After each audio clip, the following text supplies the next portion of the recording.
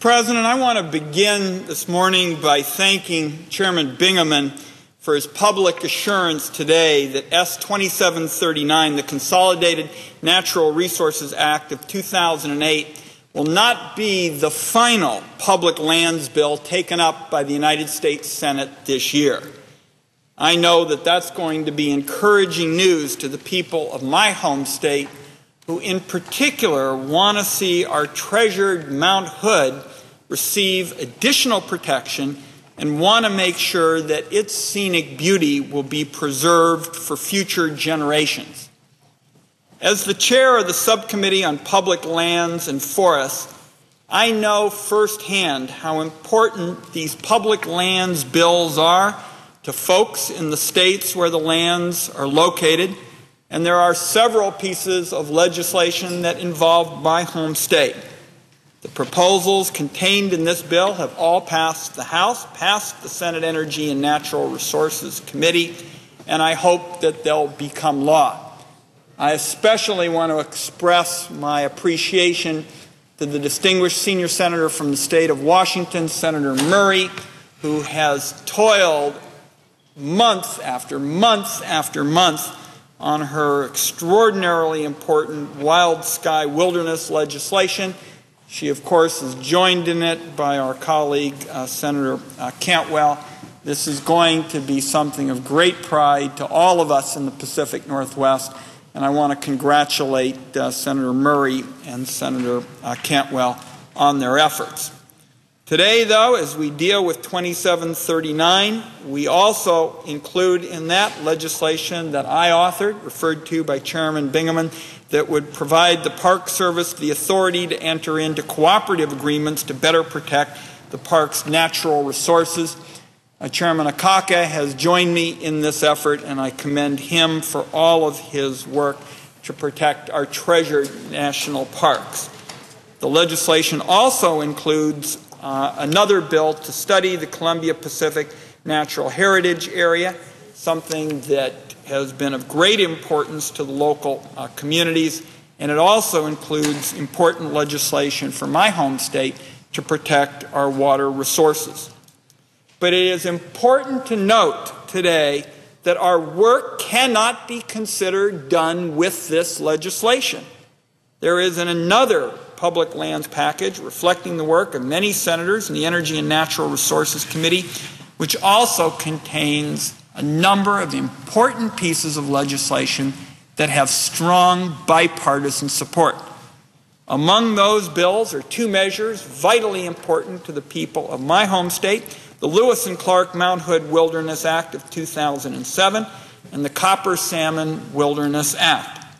That is why it's my view that the United States Senate should move quickly on today's legislation, S. 2739, and then with the bipartisan leadership of Chairman Bingaman and Senator Domenici and colleagues on both sides of the aisle, go forward with the other additional measures that have been regrettably stalled for much of this Congress. Now, I have been to the floor before to speak about the Mount Hood Wilderness Act. This is a thoroughly bipartisan piece of legislation, Mr. President, that I and Senator Smith have worked on for many years. It has passed unanimously out of the Energy and Natural Resources Committee, and regrettably it has been held up for many months now. Mount Hood is one of the most photographed and visited wild places in the United States. The legislation that we have written to protect this icon is the result of many, many meetings, scores of discussions from a diverse number of Oregonians.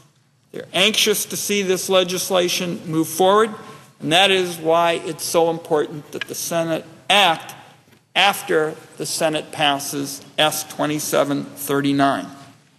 Countless Oregonians and other Westerners have been frustrated to see all their years of efforts to enact new wilderness protections for Mount Hood, which has passed the Senate Natural Resources Committee, get stalled here on the floor.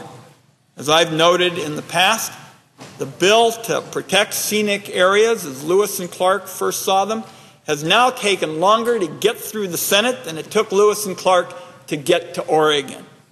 Our constituents don't understand how a bill that has such strong bipartisan support is being held up. They don't want to see it held hostage, not for partisan politics or for any other reason.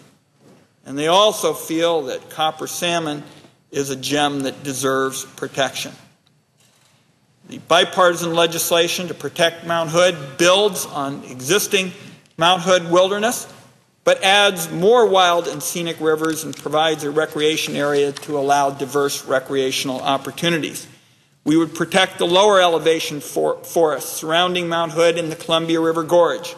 The protected areas include scenic vistas, almost 126,000 acres of wilderness, and in tribute to the great river-dependent journey of Lewis and Clark, the addition of 79 miles on 9 free-flowing stretches of rivers would be added to the National Wild and Scenic River System. From what Senator Smith and I hear about our legislation and the places that we proposed for wilderness protection, and we have talked to local community leaders, to environmentalists, to timber and mining interests, we believe that we have gotten this legislation right. The bill responds to the thousands of comments that I've received on both of my previous efforts to protect Mount Hood, input at public meetings held in Oregon, and letters and phone calls, and I've met with over 100 community groups and local government leaders, members of our congressional delegation, the governor, and the Bush administration. Among the comments that we got was a resounding cry for additional wilderness and particularly more recreational opportunities. There are currently 189,200 acres of designated wilderness on the Mount Hood National Forest. The legislation we're talking about would increase that amount by about 126,000 new acres of wilderness. These protections for such important Oregon places shouldn't be held up, Mr. President, by procedural wrangling. It is one thing if there is any sense of, on a piece of legislation involving wilderness, of significant interest groups not being consulted, not being allowed to participate. I can see every reason to hold up that kind of legislation. But when everybody feels they've been consulted, you've got complete bipartisan support from the state and the Natural Resources Committee, we ought to be in a position to move forward. I'm going to repeat today, Mr. President, what I have said before. My doors are open to every member of the United States Senate on this legislation and everything else. If you want to get anything important done, you've got to work with colleagues. So if there are additional objections to Senator Smith and I moving forward with the Mount Hood legislation, we want anybody who has an objection to come to us, because we will meet them halfway in an effort to try to address their concerns.